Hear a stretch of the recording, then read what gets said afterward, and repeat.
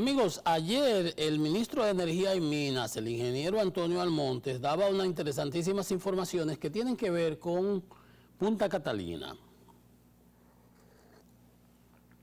Informaba el ministro que la planta, se había hablado mucho, de hecho, que si se iba a vender, que si no se iba a vender. Bueno, el ministro aclaró y dijo muy claramente ayer que no, que esa planta va a seguir en manos del Estado, que lo que se va a contratar es la operación y el mantenimiento, que se había anunciado en la administración pasada una licitación y se dejó de lado, porque después ellos querían venderla. Yo recuerdo que el propio Antonio Almonte por el PRM, y a mí me tocó hacer una posición también por la Fuerza del Pueblo en las campañas, planteamos la oposición a esa transacción. Pues bien, muy bien por el ministro que dice que se va a contratar mediante licitación pública internacional la operación y mantenimiento de la planta, lo cual está bien porque los recursos que genere, los beneficios, vienen al Estado de manera directa, sin intermediarios. Y a esa empresa se le paga una comisión por operación y mantenimiento, 1 centavo por kilovatio, bajo con tales o cuales criterios, etcétera, etcétera. Entonces, esa es la situación. Ahora, dice que se va a crear un fideicomiso público a través de la fiducia del Banco de Reservas, lo cual es adecuado. Un fideicomiso es para que haga la administración de los recursos y de ahí saca lo que se le va a pagar a esa empresa y lo que se le va a pagar al Estado como su dividendo, como se hace con los peajes.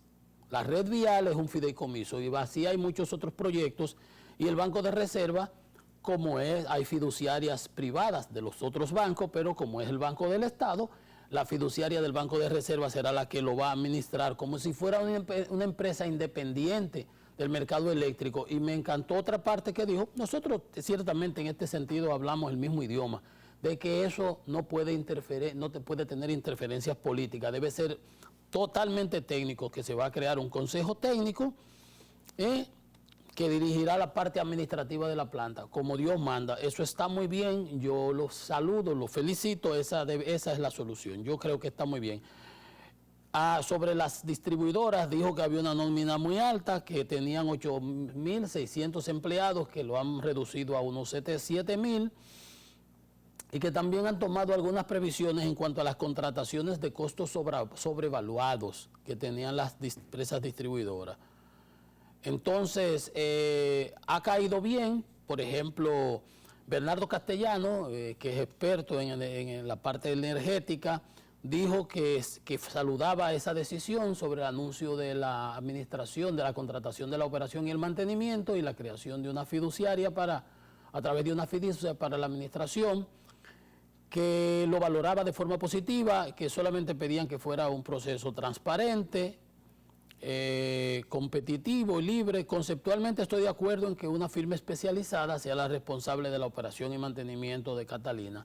Así se garantiza el buen estado de los activos, la buena operación y que la eficiencia de la planta sea la contractual y que obviamente en función de la eficiencia y en función del costo del carbón, pues se derivarán los beneficios de la venta de la energía en el mercado y de ahí los beneficios que irán al Estado dominicano, a las cuentas del gobierno. Entonces, dice que Bernardo que el éxito de la operación de Punta Catalina dependerá en gran medida del consejo técnico que se ha anunciado existirá. Dice la forma como se elegirá a los miembros y si se dará un concurso abierto. Bueno, ese es un detalle importante, pudiera ser tomado en cuenta, cómo sería, por ejemplo, en la Junta Monetaria no se hace concurso, pero bueno, buena la posición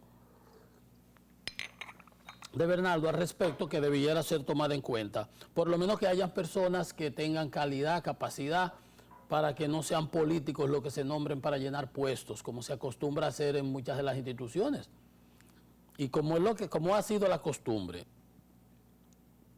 Dice que no tenga la barrera de entrada que de manera intencional han colocado los funcionarios del sector eléctrico a la licitación de la termoeléctrica de Manzanillo. Bueno, aquí le mete un torpedo, Bernardo, no sabía yo que había algún, yo no he participado en esa licitación, así anunciaban 27 empresas, 4 consorcios diferentes, el ministro Almonte. Bueno, por otra parte, Henry Gebral, el economista, manifestó que que eso estaba muy bien, que debe ser lo más transparente posible, como lo pide todo el mundo. Y también señalaba que no es normal que una planta nueva que haya costado esa cantidad de dinero, yo calculo que debe haber costado entre 3.500 a 4.000 millones de dólares. Aunque el gobierno pasado tira unos números ahí que no consideran los números reales, porque es que la querían vender por debajo de su precio.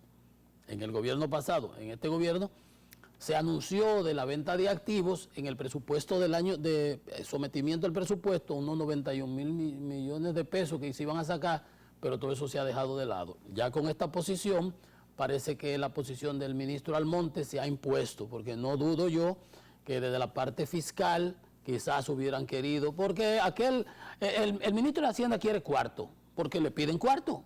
O sea, es simple, hay que entender la posición de quien está en determinada área.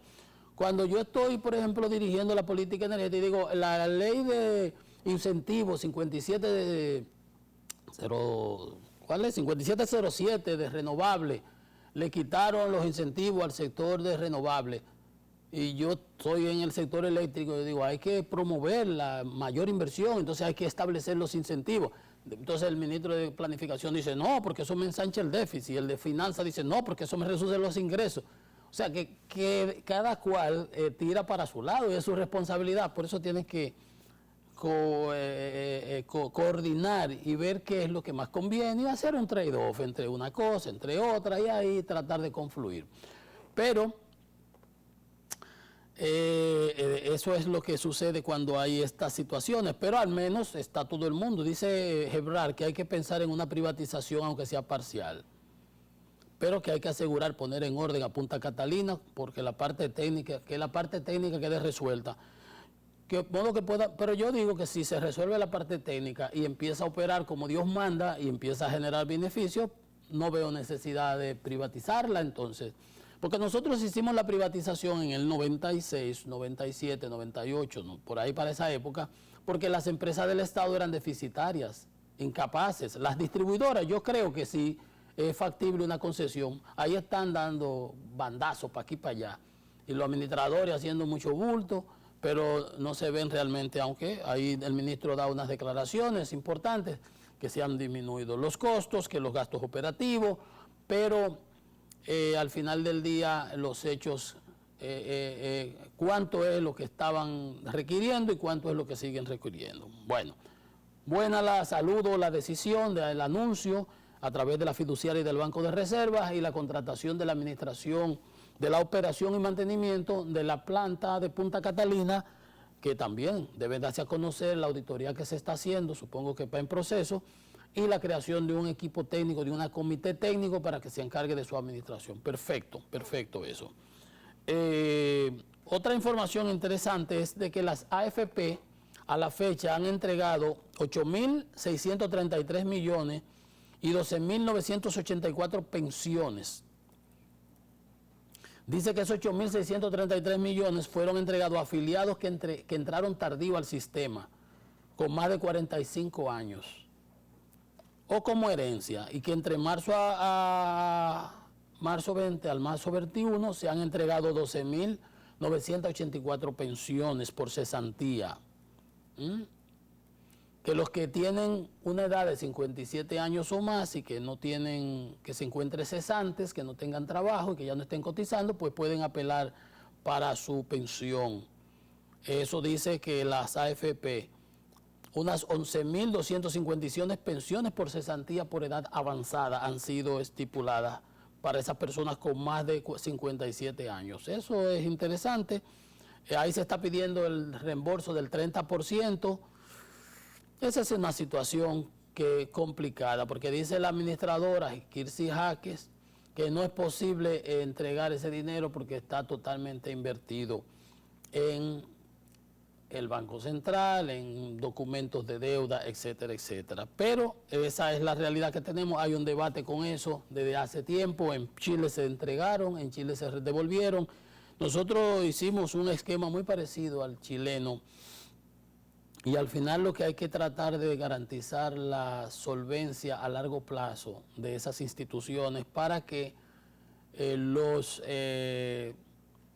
pensionados en su momento tengan una pensión adecuada. No es fácil, hay que generar recursos en el tiempo y esos recursos deben ser invertidos de manera reproductiva. Lo que se debe hacer es que el beneficio vaya al usuario, al contribuyente, al que pone el dinero, al beneficiario, al propietario de esos recursos, y ver que los márgenes de las administradoras no sean excesivos y no sean onerosos. Eso debiera ser el tema. Bueno, vamos a hacer una pausa para volver con más en Economía y Mercado.